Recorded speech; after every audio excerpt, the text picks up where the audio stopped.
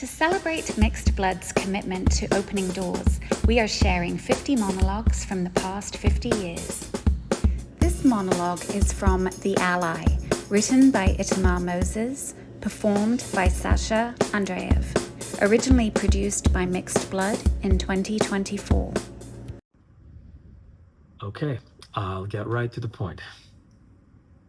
Because I am not someone who would have ever said his life was shaped in any way by anti-Semitism. See, I grew up in an area with a big Jewish community where I joined a youth group.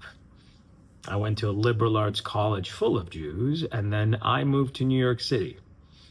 Yeah, I can count on one hand the number of times something actually anti-Semitic has been said in my presence and still have fingers left over. And yet, it's shaped everything. My mother's mother was Polish. Her family left for Palestine in the 1920s because of the pogroms. My mother's father was sent from Vienna to a kibbutz as a teenager, where the rest of his family meant to follow, except they didn't leave in time. My mother's parents divorced when she was young, and her stepfather was an Iraqi Jew whose family left Basra when they didn't love their prospects there. My father's family was German, at least until they were told rather emphatically they weren't. I never think about this, I never write about it, but it's literally why I exist. It's why any of my grandparents were alive to meet so that my parents could be born. The Israel is why I exist. Which isn't to say it's off the hook for everything forever. No, on the contrary, it means I have to be extra on guard against my own tribalism. Which is why it's been so troubling over the course of all this to hear myself arguing points of view, the equivalent of which on any other issue I would find honestly repellent. But the left is a tribe too, of which I'm also a member. And what are the chances we're right about everything else? Everything easy for me to believe, because up till now, it's cost me nothing.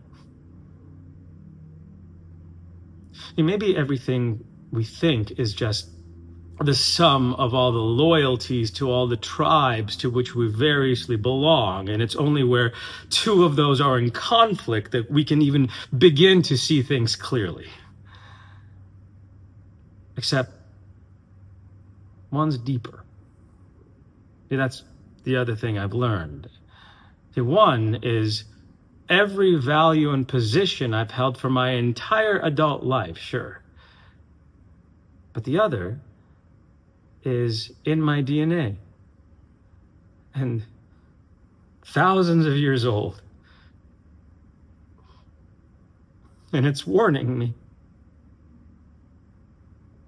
In a way I've never felt before, which, lucky me, right? I mean, what a blessed existence never to have lived in daily terror, so shut up and take it, except I am afraid. I'm afraid.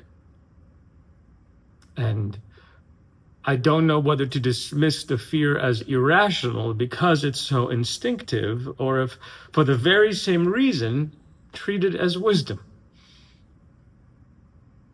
Because when the myth about you is that no matter how few of you there are, you're in control, defending yourself can only ever prove it true. And the only way to disprove it is to allow yourself to be destroyed. And well, we've done that once already, and all we got was people saying it never happened. No, that's not all. We also got a country that now defends itself in ways I find increasingly difficult to defend. And I'm afraid of how they hate us, and of our fear turning us into the very thing they hate. My question is,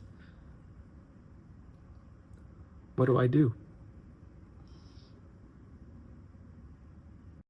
Thank you for watching. Please visit our YouTube channel, Mixed Blood Theatre Company, for the full series.